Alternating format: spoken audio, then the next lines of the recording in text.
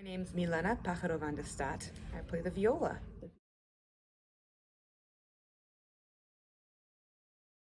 Synesthesia, I mean, technically or scientifically, what it is that centers of your brain that perceive different things kind of overlap in certain ways. People have different types of synesthesia, which include ones where you hear something and it makes you taste something specific, or you actually see physical colors in front of you when you hear or smell or taste things. My version is basically sounds, words, numbers. They all are associated in my brain with colors. So when it's a piece of music, if I'm playing it, the sound is a certain color. If I'm talking about it, the words that I'm using have different colors in my head. So, and they also have kind of interesting different textures too. Like they could be a very pure color or grainy or kind of hazy. So yeah, swirly, liquidy.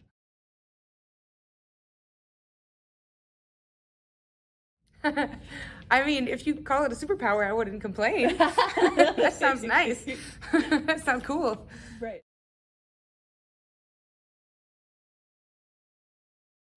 It's really interesting to ask me that question because I've never not had synesthesia, so I don't really, I don't really clock it like, oh, this is happening right now. It's just that anytime I'm hearing music or even right now while I talk to you, they're just colors. Like while I talk, sometimes I visualize the words like spelled out.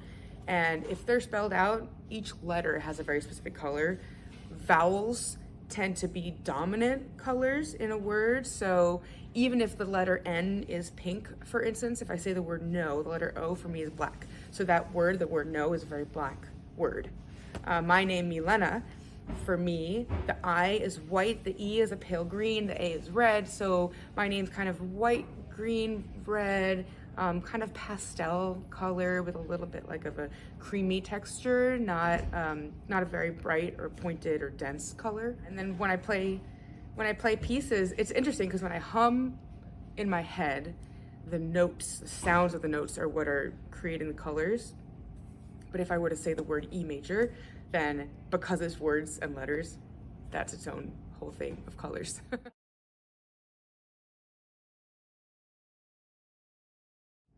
I said my name with certain colors, right? Mm-hmm. But if I say my name out loud, it has those colors, but it's tinged differently because of the sound of my voice.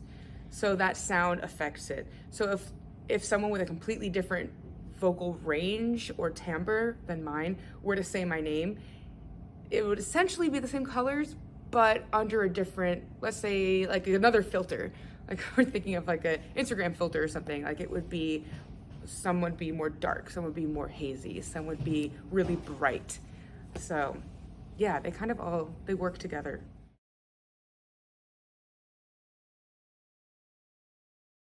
Definitely the moods affect the colors and vice versa, I think. So if the piece is in a really happy, uplifting key, or just the essence of the piece is very happy, let's say it's in F major, it would be like a more earthy kind of happy to me, kind of like a brown bordering on orange, like really warm fall kind of colors. If it were in G major, it would be much more like bright and blue or blues and purples, but still happy versions of them. Whereas if it were, let's say, G minor, that bright, happy blue and purple turns into more of like a dark bluish green, or like a deep aqua, or even indigo or something where you get some of the purples in there. Sometimes I feel like I can't even there aren't really correct words to use to describe the exact colors or the textures, the way that the interplay of the colors, and it just makes me want to go back to that whole thing of I've always had it, so it's never really distracted me. It's just kind of been a part of how I perceive sounds and ideas.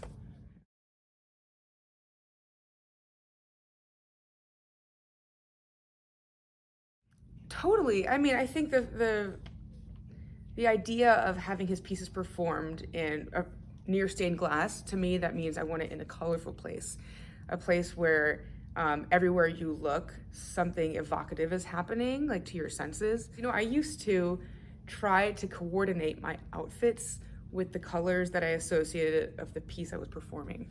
I remember specifically when we played the E minor Beethoven quartet, I wore a really pale green dress because it was kind of, it had this icy, I don't even know how to say icy darkness because it's pale green, but it had this like kind of sinister icy feeling in the piece.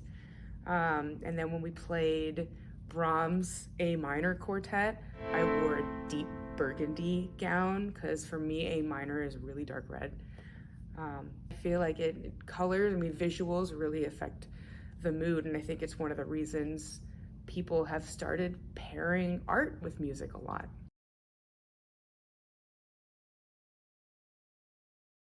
Actually, the one I just mentioned, A minor and dark red, is one of my absolute favorites, like to go together. I feel like if you're drinking a glass, oh, now I'm going into the taste world, but if you're drinking a glass of red wine and listening to something in A minor, that sounds perfect to me. If you're listening to something in E major and having like a white wine, a dry white wine would be nice. If you're, what would I have rosé with? D major? D major feels like it could work because it's got a little bit more rosiness to it.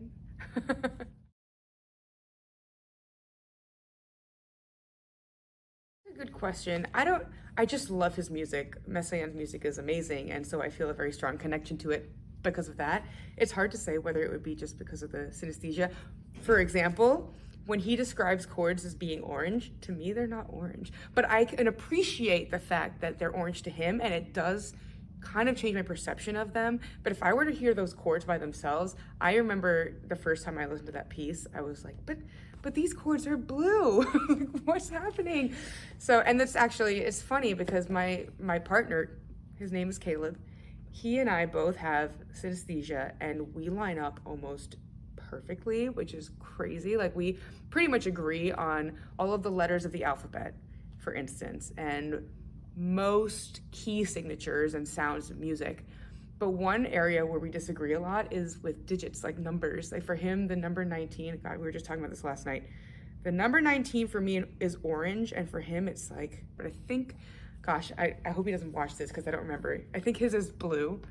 But whatever it is, his 19 is wrong because 19 is orange.